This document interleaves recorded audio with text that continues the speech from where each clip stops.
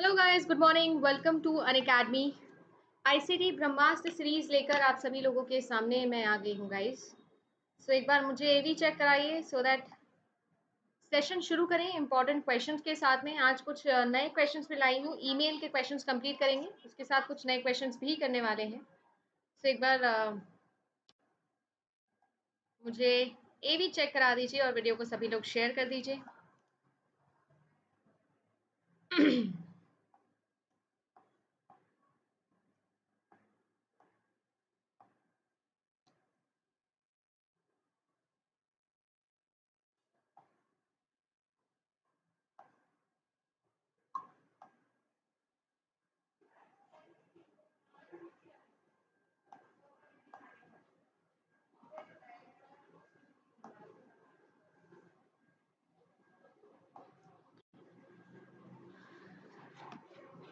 Good morning everyone. चलिए guys, तो शुरू करते हैं आज का हमारा सेशन आईसीटी ब्रह्मास्त्र सीरीज, जिसके अंदर मैं आप लोगों से डिस्कस कर रही हूँ इंपॉर्टेंट क्वेश्चंस और साथ ही साथ उनके एक्सप्लेनेशंस भी। अदिति शर्मा के नाम से गाइस आप लोगों को अनअकैडमी लर्निंग ऐप पर मेरा ये प्रोफाइल दिखेगा। इस प्रोफाइल को आप फॉलो कर सकते हैं और यहाँ पर जितनी भी पुरानी आप लोगों के लिए special free of cost classes होती हैं, आप उन क्लासेस का रिविजन भी अच्छे से कर सकते हैं। साथ ही साथ अगर अभी तक प्लस पे एनरोल नहीं किया हुआ है तो प्लस पे भी एनरोल कर सकते हो, क्योंकि आप जानते हो आने वाले समय जो है वो आपका बहुत ही अच्छा होने वाला है। राइट जी, बिल्कुल। बिल्कुल आप एलिजिबल है फॉर नेट जेआरएफ। ठीक है ना? तो अपनी तैयारी आज ही से शुरू करिए। मे के एग्जाम पे अब ज़्यादा समय नहीं है। अगर आप मे के एग्जाम को दे रहे हो, इससे पहले तैयारी ऑलरेडी कर चुके हो, तो 3 मंथ का सब्सक्रिप्शन आप लोगों के लिए मैं सजेस्ट करूंगी। और अगर आप तैयारी सेल्फ स्टडी करी थी, बिना तैयारी के काइंड ऑफ पहले पेपर दिया है या पहली बार पेपर देने वाले हो, तो मुझे लगता है कि दिसंबर एग्जाम को आपको टारगेट करना चाहिए। नेट का एग्जाम गाइज एक नेशनल लेवल एग्जाम है और आप इसे बाकी एसएससी बैंक वाले एग्जाम से, रेलवे वाले एग्जाम से कम्पीट नहीं करवा सकते। ऐसा नहीं है कि तुक्केबाजी यहाँ पर चल जाएगी आपकी। आपको आपके पेपर 2 की थॉरो नॉलेज होनी चाहिए, तभी जाके आप जेआरएफ क्वालिफाई करते हो। ठीक है ना? और पेपर 1 भी इजी नहीं होता है, 10 यूनिट्स है, इंपॉर्टेंट यूनिट्स है, एटलीस्ट आपको 6 महीने की पढ़ाई देनी ही होती है ना? तो वो भी तब जब आपने अपना पोस्ट ग्रेजुएशन और ग्रेजुएशन में अच्छे कॉन्सेप्ट पढ़े हैं। ठीक है? तो मेरे हिसाब से दिसंबर वाले एग्जाम के लिए 12 मंथ वाला सब्सक्रिप्शन आपका अच्छा है। क्यों अच्छा है? क्योंकि आप भी जानते हो 6 महीने की फीस और 12 महीने की फीस दोनों में गाइज आप लोगों के 2,000 का फर्क है। तो इसीलिए मैं आपको बोलती हूँ कि अभी से तैयारी शुरू करोगे तो आपके अच्छे चांसेस है पहली बार में नेट जेआरएफ निकालने की। रेफरल कोड अदिति 10 आप यूज कर सकते हैं गाइज। मैं आपको पेपर 2 कंप्यूटर साइंस में गाइड करूंगी, जिससे मैंने अपना जेआरएफ क्वालिफाई किया था। और रेफरल कोड से आपको इंस्टेंट 10% डिस्काउंट मिल जाता है गाइज। यूजीसी मॉक्स आप लोगों के लिए मैं लेके आती हूँ। आज का मॉक टेस्ट भी हुआ था सुबह 8:30 बजे। आई होप आप सभी लोगों ने वो मॉक दिया होगा। नहीं दिया तो रिकॉर्डेड सेशन आप लोगों को मिल जाएगा अनअकैडमी ऐप पे। डिस्क्रिप्शन में पहला लिंक मेरा ही एग्जाम, मेरा ही प्रोफाइल का है, वहां पे जाके फॉलो करके आप लोगों को सारी क्लासेस मिल जाएंगी। अगर आप लोगों को पर्सनल गाइड चाहिए गाइस, एक पर्सनल कोच आप लोगों को चाहिए, है ना, जो इंटरव्यू तक आप लोगों को प्रिपेयर करवाए, आपके पर्सनलाइज्ड डाउट सॉल्विंग सेशन लगाए आपकी मर्जी पे, तो आप आइकॉनिक सब्सक्रिप्शन पे स्विच कर सकते हैं। देख सकते हो फी प्लान यहाँ पर आपके सामने है। 1 मंथ तो मुझे नहीं लगता किसी भी एंगल से अभी आपके काम का है। एटलीस्ट 3 महीने का या 12 महीने का, ये दो ऑप्शन आपके पास है। अगर आप अभी अपने ग्रेजुएशन में हो तब आप 24 महीने के लिए जाइए। ठीक है? साथ ही साथ पोस्ट ग्रेजुएशन में हो तो। और आइकॉनिक में मैं समझती हूँ एटलीस्ट 6 महीने का आप लीजिए, आपको आइडिया लग जाएगा और अच्छा समय है वो। चलिए गाइस, तो कल मैंने आप लोगों से बहुत सारे क्वेश्चंस डिस्कस किए थे ईमेल को लेकर, और हम लोगों ने बहुत सारे डिस्कशंस किए थे। मैंने आपको कुछ नोट्स भी बनवाए थे। आप मैंने आपको बोला था कि मैं कल आप लोगों को और ज़्यादा डिटेल बताऊंगी ईमेल की। लाइक क्वेश्चंस करेंगे हम ईमेल के। जैसे मैंने आपको एक होमवर्क क्वेश्चन दिया था। होमवर्क क्वेश्चन में मैंने आप लोगों से पूछा था which one of the following statement is not correct about digital signatures. Digital signatures को लेकर इनमें से कौन सा स्टेटमेंट है जो सही नहीं है, ये मैंने आप लोगों से पूछा था गाइस। राइट?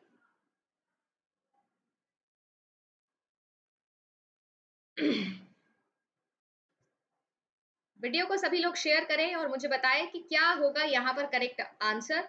ये आप लोगों से मैंने कल होमवर्क क्वेश्चन पूछा था। डिजिटल सिग्नेचर्स होते क्या है?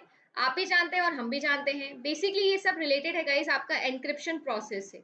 ये आपका सेंडर होता है, ये आपका रेसिपिएंट होता है, और रेसिपिएंट और सेंडर के बीच में होता है एक कॉमन कम्युनिकेटिंग चैनल, जो कैसा होता है, जो पब्लिक होता है। मतलब कोई भी इस चैनल पर आ सकता है, आपकी इन्फॉर्मेशन को देख सकता है।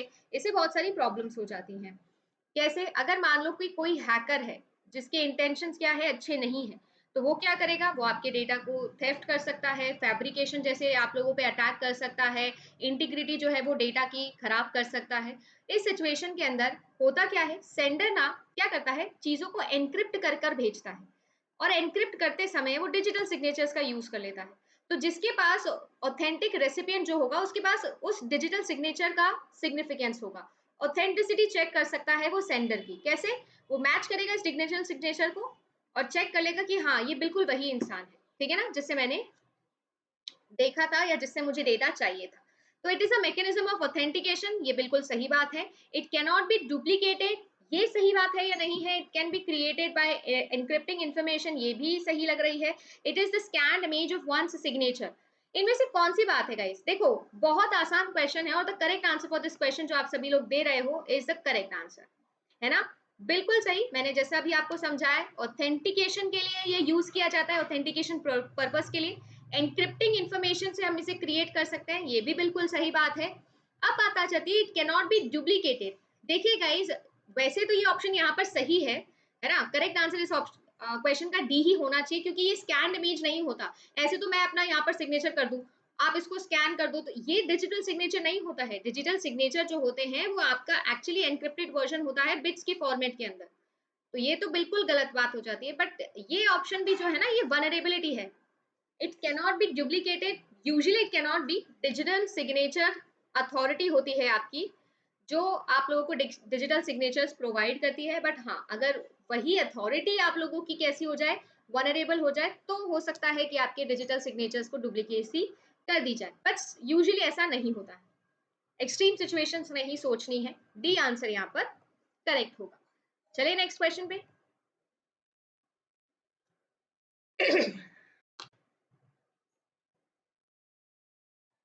चलिए नेक्स्ट क्वेश्चन देखें स्क्रीन पर। In which of the following countries email was invented? Email कौन सी कंट्री के अंदर इन्वेंट किया गया था? बहुत ही बढ़िया, आसान और इंपॉर्टेंट क्वेश्चन।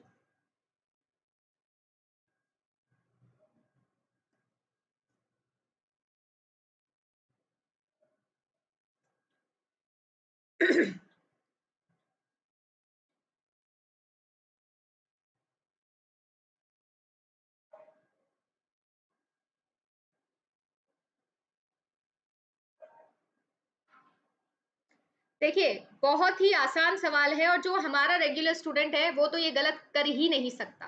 आप कर ही नहीं सकते हो इसको गलत। बिल्कुल सही जवाब है आपका, और सही जवाब हो जाएगा अमेरिका। कौन से साल में हुआ था अगर ये पूछ ले तो 1971 के अंदर हुआ था।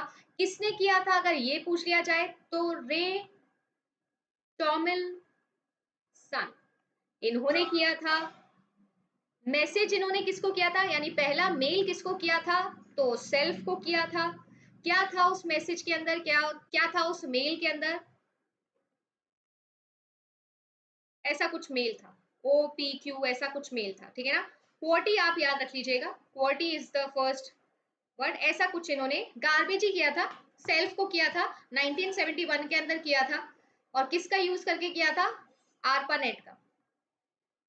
आरपानेट की फुल फॉर्म लिखिए सभी लोग। सभी लोग लिखिए। और एट द रेट सिंबल, ये क्या है? एट द रेट सिंबल जो है, इस सिंबल को और किस नाम से जाना जाता है? ये सिंबल जो है वो 1972 के अंदर ऐड किया गया था, सिंपल, राइट? अब देखिए गाइस, कुछ क्वेश्चंस आप लोगों से यहाँ पर मैं डिस्कस कर रही हूँ साइबर से रिलेटेड, है ना, सिक्योरिटी से रिलेटेड। ये क्वेश्चन बहुत इंपॉर्टेंट होते हैं guys. Yes, it is a simple one. Advanced Research Project Agency Network is the correct full form of ARPANET. बस रिवाइज आपको करनी है चीजें, इसीलिए बार बार पूछती हूँ।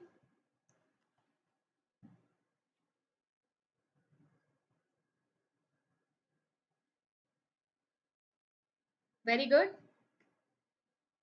चलिए, तो मुझे आज फाइनल नंबर जरूर बताना अपने कि आपने कितना स्कोर किया। तो +2 हो गया है, आई होप सभी लोगों का +2 हो गया है। अब अगर +2 हो गया है तो आगे बढ़े। क्वेश्चन नंबर 2 है ये आपका। पहला तो होमवर्क क्वेश्चन था। क्वेश्चन नंबर 2 है, क्या बोल रहा है आप लोगों से, विच of the following is not a type of cyber crime. Cyber crime कौन सा नहीं है। और ध्यान से देख लेना, जो ये क्वेश्चन गलत कर रहा है मतलब प्रेजेंस ऑफ माइंड से नहीं खेल रहा है वो। देखो, अगर आपको इंग्लिश में नहीं दिख रहा है तो हिंदी में देखो। जो लोग बी आंसर कर रहे हैं, जरा हिंदी में देखिए तो क्या लिखा है, क्या लिखा है। और ये कितने बार आप लोगों को मैंने सिखाई है ये चीज। फॉर्जरी आप लोग आंसर दे रहे हैं ना, जो लोग आंसर दे रहे हैं, जालसाजी, ये भी क्या है, एक तरीके का साइबर क्राइम है। इसमें आपके पेपर्स, ऑथेंटिक पेपर्स को चुरा के उसमें चेंजेस कर देना, उसकी डुप्लीकेसी निकाल लेना, है ना, चेंजेस कर देना, ये सारी चीजें क्या होती है, ये भी साइबर क्राइम होता है गाइस। तो डेटा थेफ्ट यानी कि चोरी करना डेटा का, ये तो क्राइम है ही। डेटा की फॉर्जरी करना मतलब ऑथेंटिक डेटा को निकाल के उसमें कुछ चेंजेस कर देना, ये भी आपका एक तरीके की चोरी है। डैमेज टू डेटा और सिस्टम्स, ये भी एक तरीके का आपका साइबर क्राइम है। अब एंटीवायरस को प्रोटेक्शन के लिए इंस्टॉल करना, ये कौन सा साइबर क्राइम हो गया। Common sense.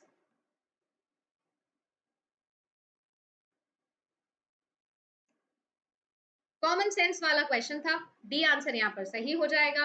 राइट। अगर हम लोग बात करें ना वर्ल्ड वॉर 3 के बारे में, जो अभी हुई नहीं है, बट अगर आप लोग ने मेरे क्लासेस रेगुलरली अटेंड किए तो अपन हमेशा डिस्कस करते हैं।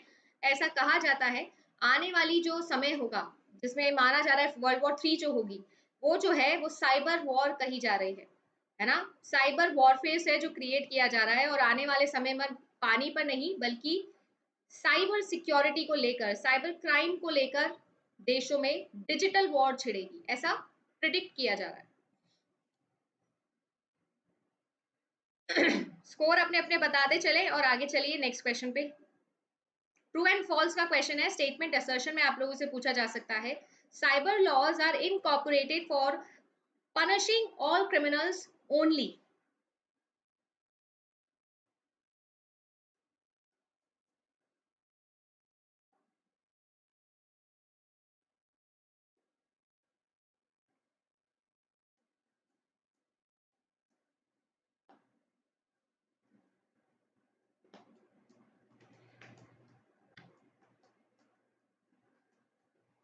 चलिए बताइए मुझे, ट्रू है ये बात या फॉल्स है ये बात।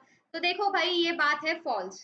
क्यों फॉल्स है, मैंने क्या लिखा है, cyber laws are incorporated for punishing. सिर्फ पनिशमेंट के बारे में ही कहा जाता है क्या, बिल्कुल भी ऐसा नहीं है गाइस। साइबर लॉज जो है वो एक तरीके का लॉ बुक है जैसे रियल लाइफ का होता है। सिर्फ पनिशमेंट की बात नहीं कही गई है वहां पर। वहां पर आपको सारे के सारे प्रिकॉशंस भी बताए गए हैं, जो एलिसिट किए गए हैं, यानी कि इकट्ठे किए गए हैं ताकि लोगों को, सिटीजन्स को अवेयर करवा सके कि अपनी डिजिटल प्रॉपर्टी का, अपनी डिजिटल आइडेंटिटी का वो कैसे सुरक्षा कर सकते हैं, है ना। तो प्रिवेंशन और प्रिकॉशन स्कीम्स जो है ना, वो भी यहाँ पर लिखी है, जैसे हमारी लॉ में लिखा होता है। जैसे हमारा लॉ होता है रियल लाइफ के अंदर, जो लॉ की बात करते हैं ना, बिल्कुल वैसे ही साइबर लॉ होता है। सिर्फ पनिशमेंट के बारे में नहीं लिखा है वहां पर, वहां पर प्रिकॉशंस के बारे में भी लिखा है, सभी के सभी डिजिटल एक्ट्स के बारे में भी समझाया गया है कि क्या होता है, कैसे आप लोग जो है कंट्रोल कर सकते हैं, अपनी आइडेंटिटी को आप कैसे संभाल के रख सकते हो, अपनी डिजिटल प्रॉपर्टी को आप कैसे संभाल सकते हो। ठीक है ना। तो ओनली की वजह से ये क्या हो जाएगा गाइज, आपका फॉल्स हो जाएगा।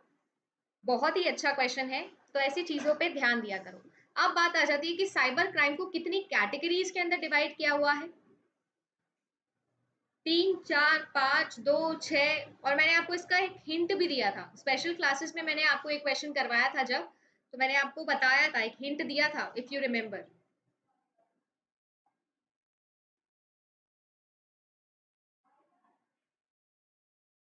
अब वीडियो को आप सभी लोग एक बार लाइक करके शेयर कर देंगे गाइस, तो अच्छा रहेगा। एक बार शेयर हो जाए वीडियो।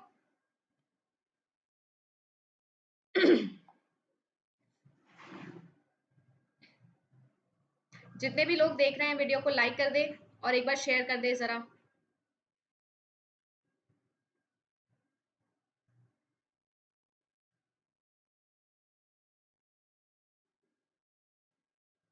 बताइए मुझे कितने कैटेगरीज के अंदर मैं डिवाइड कर सकती हूँ? क्या इसका आंसर 2 होगा? क्या इसका आंसर 2 होगा? बिल्कुल सही। और जिसको याद है, 2 तरीके के अटैक्स मैंने आपको बताए थे। कैसे अटैक्स?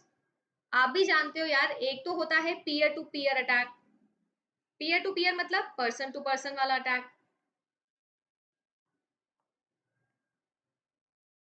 है ना? और एक क्या होता है जिसमें कंप्यूटर का इस्तेमाल करके, जिसमें मिडलवेयर का यूज करके, किसी कंप्यूटर को as a central entity use करके क्या किया जाए, अटैक किया जाए। जैसे कि distributed denial of service attack.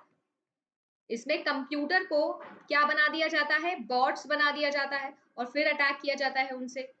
तो आपके पास 2 तरीके के अटैक्स होते हैं, है ना? जिसमें विक्टिम यूजर्स को हम क्या करते हैं, अटैक करते हैं। और फिर एक होता है जिसमें कंप्यूटर को आप यूज करते हो एज बॉट्स अटैक करने के लिए, है ना? जिसमें मास अटैक किए जा सकते हैं। तो एक तो हो गया आपका पर्सन टू पर्सन अटैक और एक हो गया आपका मास अटैक, ठीक है ना? जो कि इनलीगल है, बैंड फोटो लीक हो सकता है, आईपीआर वायलेशन हो सकता है, पोर्नोग्राफी हो सकता है, साइबर टेररिज्म हो सकता है। ये बहुत इंपॉर्टेंट टर्म्स हैं। आने वाले समय के अंदर आप इन पर बहुत ज्यादा पढ़ोगे। अगर कोई यहाँ पर लॉ का बच्चा इसे देख रहा है, एक चीज याद रखिएगा, आने वाले समय के अंदर जो हमारा लॉ डिपार्टमेंट है उसमें अगर सबसे ज्यादा कोई लॉज आप पढ़ने वाले हैं तो वो साइबर टेररिज्म और साइबर लॉ होने वाला है गाइस। हमारे देश के अंदर आप जानते हो पोर्नोग्राफी जो है वो कैसी है, वो बैंड है, ठीक है? वर्चुअल प्राइवेट नेटवर्क्स जो हैं उन पर बैन है। तो ये सारे जो लॉज है, ये जो लेजिस्लेशंस हैं, ये आप पढ़ने वाले हो। और अगर आप लोगों ने प्रीवियस ईयर पेपर नहीं देखा है तो देख लेना, प्रीवियस ईयर क्वेश्चन में इंडियन साइबर लॉज को लेकर क्वेश्चंस पूछे गए हैं, आर्टिकल्स पे क्वेश्चंस पूछे गए हैं साइबर लॉ को लेकर। तो ये चीज ऐसा नहीं है, ये हमारे डेली रूटीन के लिए भी इंपॉर्टेंट है, क्योंकि हम इतना ज्यादा अटैच्ड हैं डिजिटल पेमेंट से, डिजिटल लाइफ से। हमारे पास इतनी सारी प्रॉपर्टी है जो अब डिजिटल है। आपने अपना मेल आईडी डाल दिया, अब आप सोचो कि आपकी सारी आइडेंटिटी है गूगल के पास में।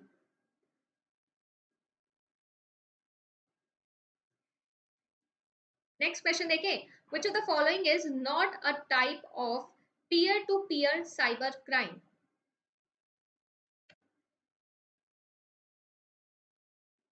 बहुत ही बढ़िया क्वेश्चन है ये।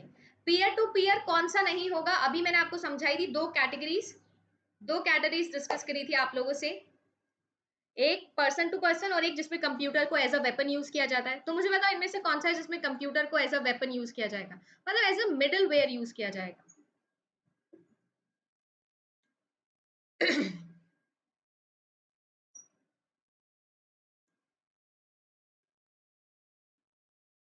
स्कोर क्या चल रहा है भाई? स्कोर भी बताते हुए चल रहा है साथ में मुझे कि कितना स्कोर करे हो। D, B, okay. चलिए सबसे पहले तो फिशिंग के बारे में डिस्कशन करें थोड़ा। फिशिंग क्या होती है? फिशिंग याद आ रहा है ना? वो ही जाल फेंका जाता है भाई, एक तरीके से दाना लगा के जाल भेजा जाता है जो ईमेल्स के थ्रू होता है, ठीक है? फिर होता है injecting trojans to the target victims, यानी कि टॉर्जन हॉर्सेस के थ्रू, ठीक है? और फिर होता है MITM। MITM की full form man in the middle attack, जो कि एक बहुत ही फेमस टाइप का अटैक है। और फिर है क्रेडिट कार्ड्स डिटेल का लीक कर देना डीप वेब के अंदर, डार्क वेब के अंदर। अपनी क्रेडिट कार्ड डिटेल्स को जब लीक कर देंगे या फॉर्जरी हो जाएगी। तो इनमें से कौन सा ऐसा है जो कि peer to peer type of attack नहीं है? और बहुत ही आसान सा सवाल था ये। देखो फिशिंग जो है वो भी आपका पीयर टू पीयर है।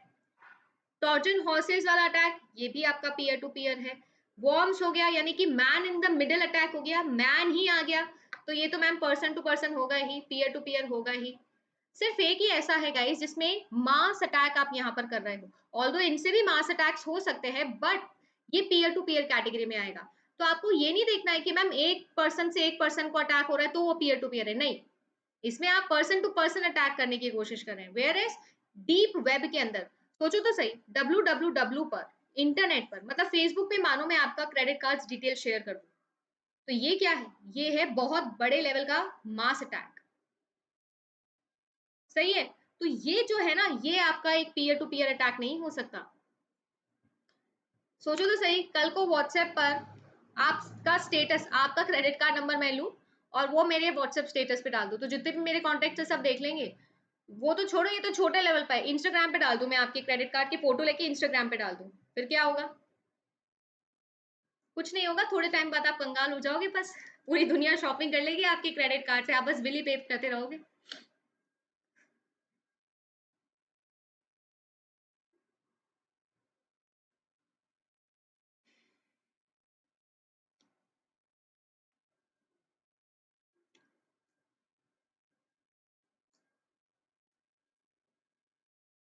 उज्जवल घोष कह रहे हैं सब्सक्रिप्शन कब लेना बेहतर होगा, कितने टाइम का होगा?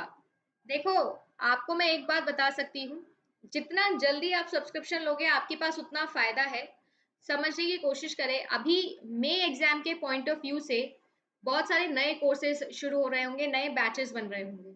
अगर आपका पेपर टू कंप्यूटर साइंस है तब तो आपके पास में बहुत अच्छा मौका है, आज फ्राइडे है, आज शाम तक या कल तक आप अपना सब्सक्रिप्शन ले लो। बट अगर आपका पेपर कोई और है तो मैं ये कहूंगी आपको मिनिमम 12 मंथ का सब्सक्रिप्शन के लिए जाना चाहिए, और सैटरडे यानी कि कल से पहले पहले सब्सक्रिप्शन ले लो, क्योंकि मंडे से फिर आपके मैचेस शुरू हो जाएंगे। सैटरडे संडे कोई क्लास नहीं होती प्लस की मोस्टली, तो इसीलिए सैटरडे तक, कल तक ले लो। एक दिन आपको पूरा मिलेगा जिसमें आराम से आप फिल्टर कर सकते हो कि आपको किसकी क्लास लेनी है, किस क्लास में एनरोल करना है, आराम से एक दिन मिलेगा, फिल्टर कर लेना और मंडे से अपनी रेगुलर पढ़ाई शुरू करो और खुद के नोट्स बनाना शुरू करो। तो 12 महीने का सब्सक्रिप्शन कल तक मेरे हिसाब से ये बेस्ट है, बाकी you can take your own decisions. चलो, which of the following is not an example of a computer as a weapon cyber crime?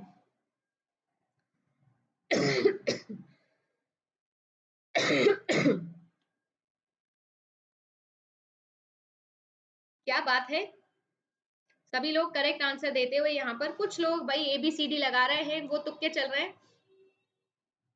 यार एक बात बताओ, ये जो स्पाइंग वाला काम होता है, किसका, स्पाई वेयर्स का जो काम होता है, ये स्पाई वेयर का काम ही है क्या छुप के नजर रखना?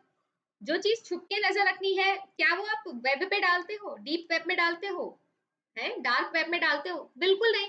देखो, अभी समझाया था क्रेडिट कार्ड का फ्रॉडुलेंट करना, फॉर्जरी करना, ये तो एक तरीके का ऐसा क्राइम है जो आप बड़े लेवल पे करते हो, ठीक है। आईपीआर वायलेशन, आईपीआर होता क्या है भाई, सबसे पहले तो मुझे ये भी बता दे कोई। आईपीआर वायलेशन ये भी एक तरीके का मास अटैक है, पोर्नोग्राफी ये तो है ही मास अटैक, राइट, आप भी जानते हैं हम भी जानते हैं। आईपीआर क्या होता है? सिर्फ एक ही है, की लॉगर। की लॉगर में क्या होता है, छुपके वो आप लोगों पे नजर रख रहा होता है, छुपके नजर रख रहा होता है, जो जो की आपने प्रेस करी है वो अपने मालिक को बताता रहता है। ओके, आईपीआर की फुल फॉर्म पहले बता दो जरा। IPR, intellectual property right. हाँ जी शीतल, बिल्कुल सही, इंटेलेक्चुअल प्रॉपर्टी राइट।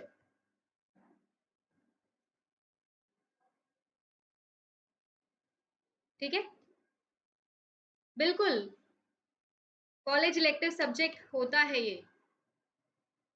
अगर आप अभी फोर्थ सेमेस्टर के अंदर हो, एमसीए या फिर एमएससी आईटी के अंदर,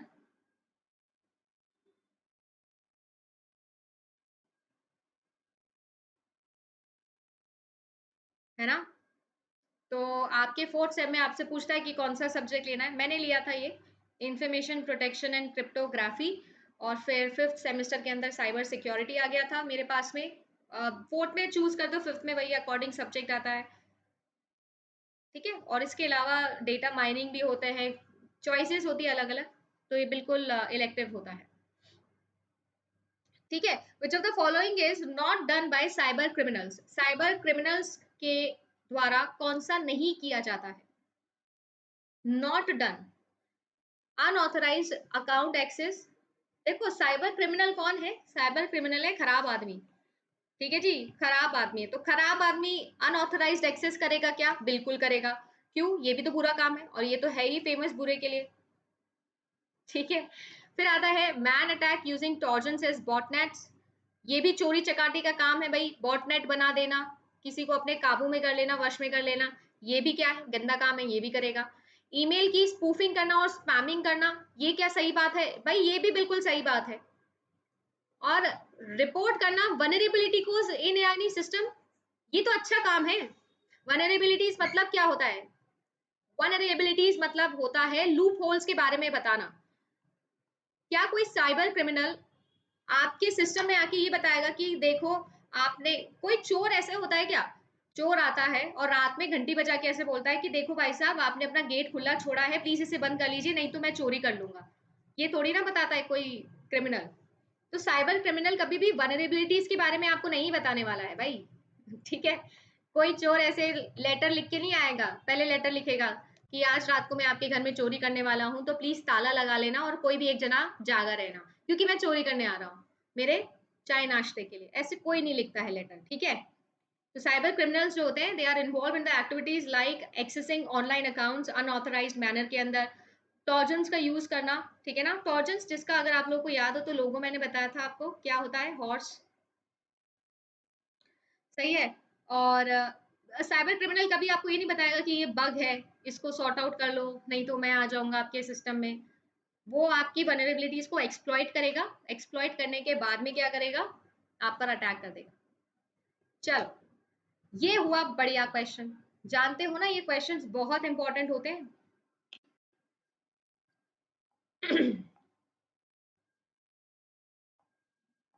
अब आप खुद जज कर लेना इस क्वेश्चन की या इन क्वेश्चंस की जो मैंने आपको साइबर सिक्योरिटी से रिलेटेड, साइबर लॉ से रिलेटेड करवाए हैं, क्या ये इंपॉर्टेंट है या नहीं है। आप खुद जज कर लेना कि इस क्लास की इंपॉर्टेंस कितनी है आपके एग्जाम पॉइंट ऑफ व्यू से और आपकी रियल लाइफ से। Last question of the day है, what is the name of the IT law that India is having in the legislature. Indian legislature के अंदर गाइस हम कौन सा आईटी लॉ पर अभी काम कर रहे हैं। गंदे आदमी का बिल्कुल सॉल्यूशन है, बिल्कुल है, एंटीवायरस लगा लेना, अपने आप को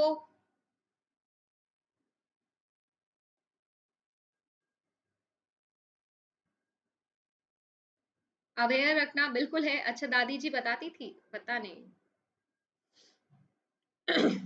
ये ना बहुत अच्छा लग रहा है मुझे, ये पूजा, नहीं पूनम और शिल्पी जी, ये दोनों ना, ये दोनों बहने बहने सीता गीता खेल रही है मेरे साथ में। पहले कुछ और आंसर देती है, फिर सॉरी बोल के आंसर चेंज करती है। दोनों का सेम चल रहा है, पिछले 2-3 क्वेश्चन से नोटिस कर रही हूँ। ये जो सीता गीता वाला गेम है ना, इसको बंद करो। दोनों की दोनों कंप्यूटर साइंस की और है। 5 बजे वाली क्लास में पिटाई लगाऊंगी मैं, पता लग गया ना मेरे को ये चीज। पहले कहती ये, फिर सॉरी ये, दोनों पिछले 2-3 क्वेश्चन से देख रही हूँ मैं। What is the name of IT law, कौन सा आईटी लॉ यूज कर रहे हैं हम, कौन सा कर रहे हैं? अरे इंडियाज इंफॉर्मेशन टेक्नोलॉजी एक्ट 2000 में आया था, जिसमें 2002 में चेंजेस हुए थे, ठीक है। तो इंडियन लेजिस्लेचर किस पे काम कर रहा है? इंडियाज इंफॉर्मेशन टेक्नोलॉजी एक्ट 2000, इस पे काम कर रहे हैं, ठीक है। चलिए, बहुत ही बढ़िया बात है ना। तो फाइनल स्कोर मुझे एक बार बता दो, कितने नंबर आए भाई? फाइनल स्कोर जरा बता दे। मैंने कुछ नहीं किया।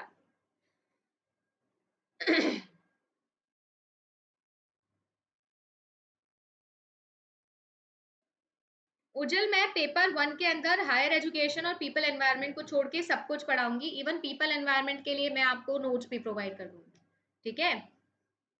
बाकी सब कुछ पढ़ाऊंगी। दूसरी इंपॉर्टेंट चीज आप लोगों के लिए, नोटिस में आपके लिए मैं बहुत ही जल्दी डेटाबेस मैनेजमेंट सिस्टम जो है वो कंप्लीट करवा दूंगी प्लस पे, और कम्युनिकेशन जो है वो शुरू करने वाली हूँ प्लस पे। तो जिन्होंने भी अभी तक सब्सक्रिप्शन नहीं लिया है, अपना सब्सक्रिप्शन इंश्योर कर लीजिए, ठीक है ना। और मई ही नहीं, दूर का सोचिए, दिसंबर वाले एग्जाम के लिए सोचिए।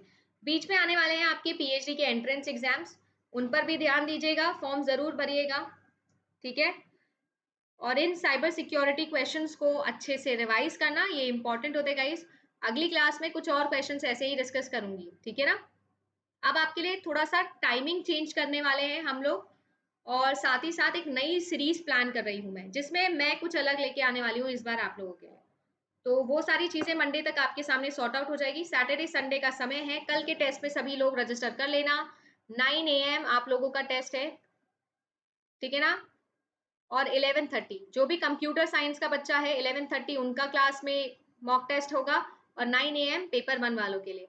ये दोनों की ही दोनों टेस्ट जो है ये स्पेशल क्लासेस में होंगे, ठीक है ना। डिस्क्रिप्शन देखना, पहला लिंक मिलेगा मेरी प्रोफाइल का, जाकर देखना। कल की 2 क्लासेस मिलेगी सैटरडे की, इस पर आप लोग अपने आप को रजिस्टर कर लेना, और रिवीजन प्रॉपर लगाते रहिए। बिल्कुल इंडियन लॉजिक वगैरह सब होगा, आप टेंशन मत लीजिए। Okay guys, thank you so much for watching this video. मिलते हैं अब आप लोगों से हम